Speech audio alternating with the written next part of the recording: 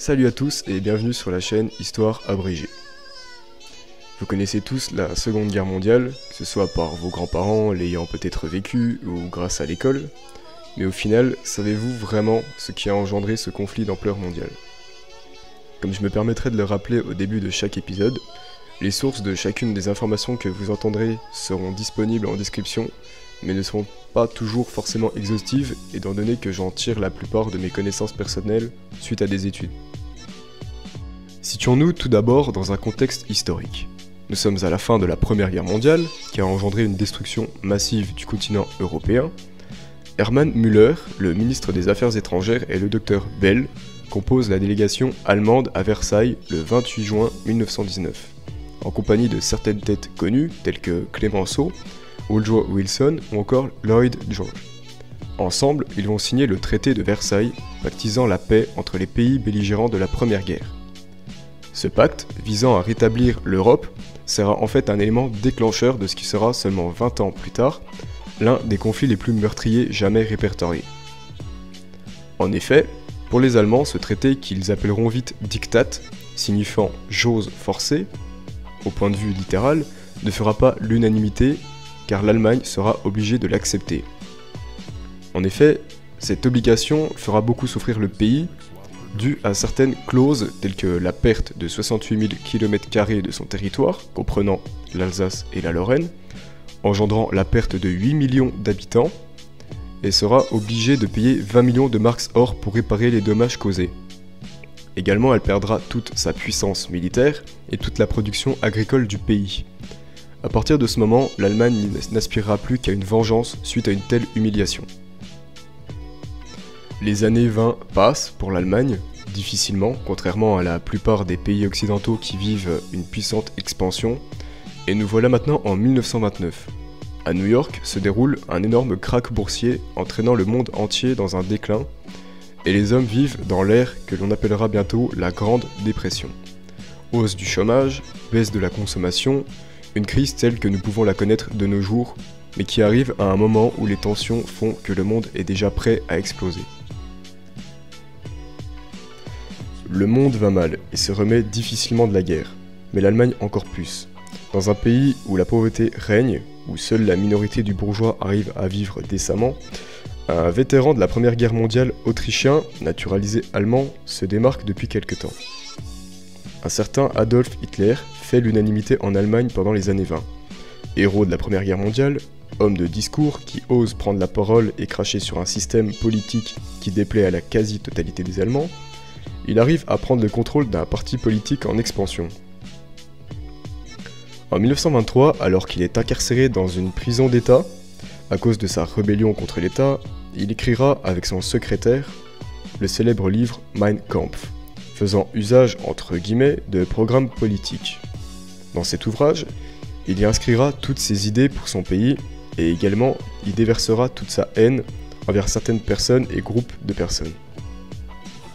Effectivement, outre sa haine de la démocratie, de la France qu'il juge ennemi mortel du peuple allemand, du socialisme et du judéo-bolchevisme, sa doctrine repose sur sa conviction intime, à base pseudo-scientifique, d'une lutte darwinienne entre différentes races, foncièrement inégales.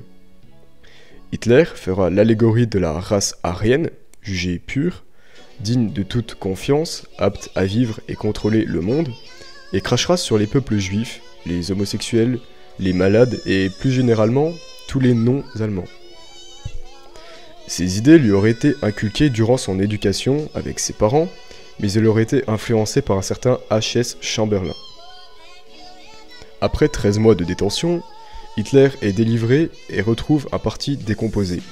Après quelques remaniements, il créera le célèbre SS sous la charge de Himmler. Il écarte certains rivaux politiques, fait adhérer de plus en plus de fanatiques et fera sa route jusqu'en 1929 où les choses s'accéléreront grâce ou à cause de la crise. Le 30 janvier 1933, vers midi, Adolf Hitler atteint son but. Il est nommé chancelier de la République de Weimar. Le soir même, ses hommes défileront dans les rues de Berlin et cela marquera le début du contrôle de l'Allemagne, cela visant à écarter tous les opposants du Reich. Pendant le début de sa gouvernance, le Führer se cache de ses actes totalitaires, tels que l'ouverture de camps de travail pour ses opposants, mais assumera sa propagande anti-juif et ses attaques organisées au sein de commerces et autres. Désormais, les Allemands lui octroient un véritable culte, voient en lui un sauveur, qui exterminera tous les non dignes de vivre sur Terre. L'Allemagne anti-Hitler a vite disparu, les plus souvent par la force. Hitler n'est ni capitaliste ni marxiste. Il veut juste créer une union dans son pays qui a été perdue suite aux années 20. Idée que beaucoup d'Allemands partageaient déjà par simple désir de vivre en harmonie. Hitler retirera l'Allemagne de la conférence de Genève et pourra de nouveau créer une armée, chose qui avait été interdite à l'Allemagne suite au traité de Versailles. Il fera des unions avec d'autres pays tels que l'Espagne, dirigée par le général Franco, mais qui ne prendra pas part à la guerre, le Japon et l'Italie, où il signera le pacte d'acier, pacte dans lequel l'Italie s'engage formellement à aider l'Allemagne militairement, même si elle n'est pas agressée. Le pouvoir acquis, des alliances forgées, Hitler et son gouvernement sont désormais prêts à commencer leur mission de purification du monde et commenceront dans un premier temps à envahir l'Autriche, la Tchécoslovaquie puis la Pologne en 1939. Les Alliés, composés de principalement la France et la Grande-Bretagne dans un premier temps, les États-Unis ne les rejoindront qu'en 1942, ne peuvent accepter ceci.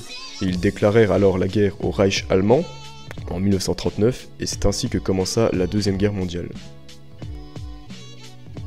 La suite, je l'espère, vous la connaissez aussi bien que moi. Les pertes humaines ont été immenses. 5 533 000 militaires allemands, soit 30% de l'armée. 2 121 955 militaires japonais, soit environ 20% de l'armée. 10 725 345 militaires russes.